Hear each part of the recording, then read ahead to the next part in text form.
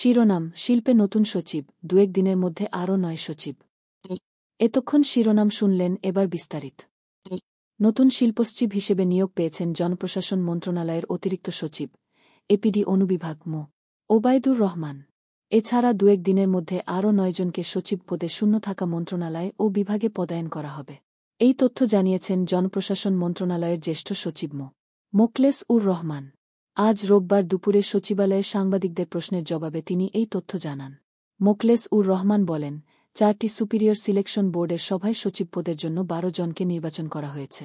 তারা অধিকাংশই যোগ্য ও বঞ্চিত। তাদের মধ্যে কেউ চুক্তিতে নন। চাকরিতে কর্মরতদের মধ্যে থেকেই সচিব করা হচ্ছে। সাবেক ডিসিদের বিষয়ে যা বললেন। বিতর্কিত নির্বাচনে দায়িত্ব পালন করা সাবেক জেলা প্রশাসক, ডিসি বা অন্য কর্মকর্তাদের বিরুদ্ধে ব্যবস্থা নেওয়ার বিষয়ে মোখলেস উর রহমান বলেন, যাদের বিরুদ্ধে ব্যবস্থা নেওয়া হয়েছে তাদের কাউকে ওএসটি, কাউকে বাধ্যতামূলক অবসরে পাঠানো হয়েছে। আরেকটি বিষয় হল, যারা অর্থনৈতিক অপরাধ করেছেন বলে অভিযোগ আছে, সে ব্যাপারে বিভিন্ন সংস্থা এবং নিজস্ব ব্যবস্থায় যদি দেখা যায় ঘটনা সত্যি সত্যি ঘটেছে, শুধু সেই অভিযোগগুলো দুর্নীতি দমন কমিশনে, দুদক পাঠানো হবে। এটা সাধারণীকরণ করা হবে না। যাদের নামে অপপ্রচার আছে বা অপরাধের সঙ্গে জড়িত নন বা এ ধরনের কিছুই করেননি, সাময়িকভাবে ওএসটি হয়েছেন, তারা খুব সাধারণ জীবন যাপন করবেন, এতে কোনো সমস্যা না। এখানে সরকারের পক্ষপাত নেই। সরকার অত্যন্ত সচেতনভাবে কাজটি করবে, যাতে একজনও নিরীহ কর্মকর্তার যেন কোনো অসম্মান না হয়।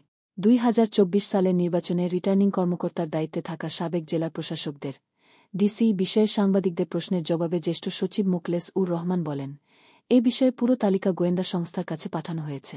সেগুলো আসার পর বিবেচনা করা হবে। এ বিষয়ে 4 জন উপদেষ্টার সমন্বয়ে একটি কমিটি আছে।